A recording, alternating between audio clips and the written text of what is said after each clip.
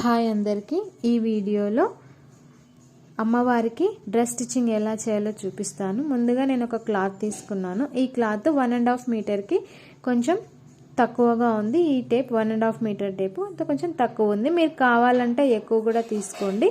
పొడవు మీ ఇష్టం, ఎంతనైనా తీసుకోండి. ఈ క్లాత్కి నేను బార్డర్ పింక్ కలర్ బార్డర్ ఇస్తున్నాను. అదొక లేస్ లాగా స్టిచ్ చేసుకోవాలి.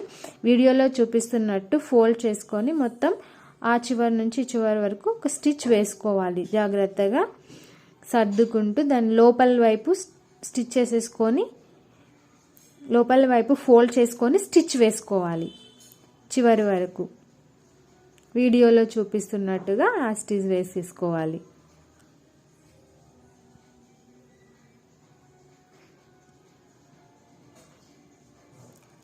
సేమ్ అలానే పై వైపు కూడా ఇలా లోపలికి ఫోల్డ్ చేసుకొని చిన్నగా లోపలికి ఫోల్డ్ చేసుకొని పైనుంచి కిందికి ఒక స్టిచ్ వేసుకోవాలి. మెల్లిమెల్లిగా సర్దుకుంటూ స్టిచ్ వేసుకోవాలి. జాగ్రత్తగా ఎక్కడ ముడతలు లేకుండా స్టిచ్ వేసుకోవాలి.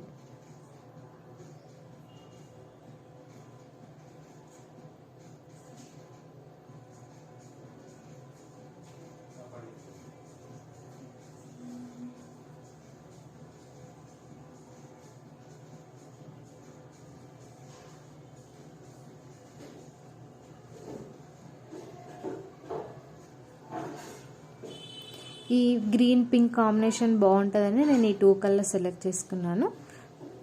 తర్వాత అటు రెండు చివర్లో అటు చివర ఇటు చివర చిన్నగా ఫోల్డ్ చేసుకొని ఒక స్టిచ్ వేసుకోవాలి.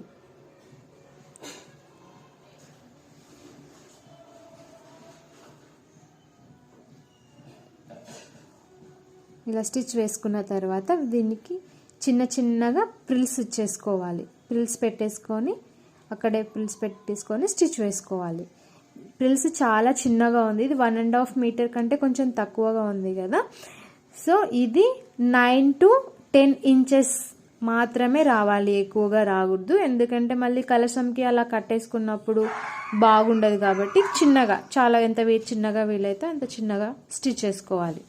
చిన్న ప్రిల్స్ వేసుకోవాలి.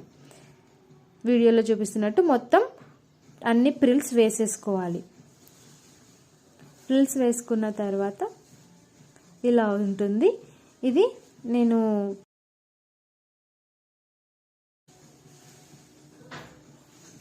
ఇప్పుడు దీనికి నాడాలాగా క్లాత్ వేసుకోవాలి. నాడా కోసం నేను 23 ఇంచెస్ పొడవు, వెడల్పు వచ్చేసి 3 ఇంచెస్ తీసుకున్నాను.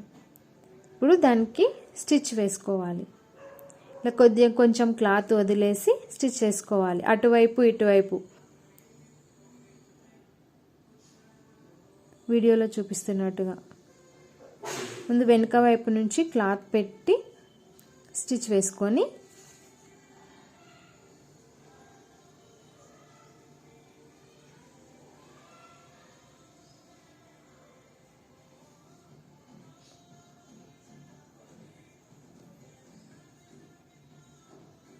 జాగ్రత్తగా కింద 2 క్లాత్లకి స్టిచ్ పడేలాగా వేసుకోవాలి.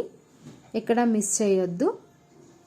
దీన్ని కట్ చేసుకొని ఇప్పుడు ఫ్రంట్ సైడ్, ఇది బ్యాక్ సైడ్ నుంచి క్లాత్ పెట్టి ఇప్పుడు ఫ్రంట్ సైడ్కి ఫోల్డ్ చేసుకోవాలి. వీడియోలో చూపిస్తున్నట్టు అలా ఫోల్డ్ చేసుకొని స్టిచ్ వేసుకోవాలి.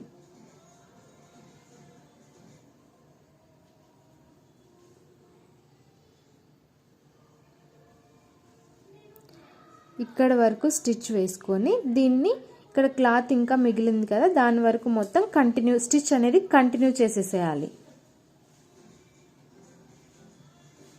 ఇలా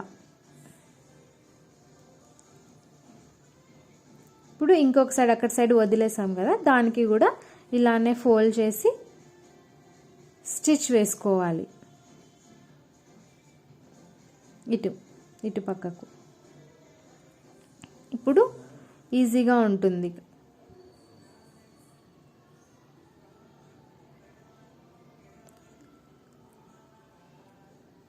రెండు వైపులా స్టిచ్ వేసేసుకుంటే ఇలా వచ్చేస్తుంది. ఈ వీడియో మీకు నచ్చితే లైక్ చేయండి, షేర్ చేయండి.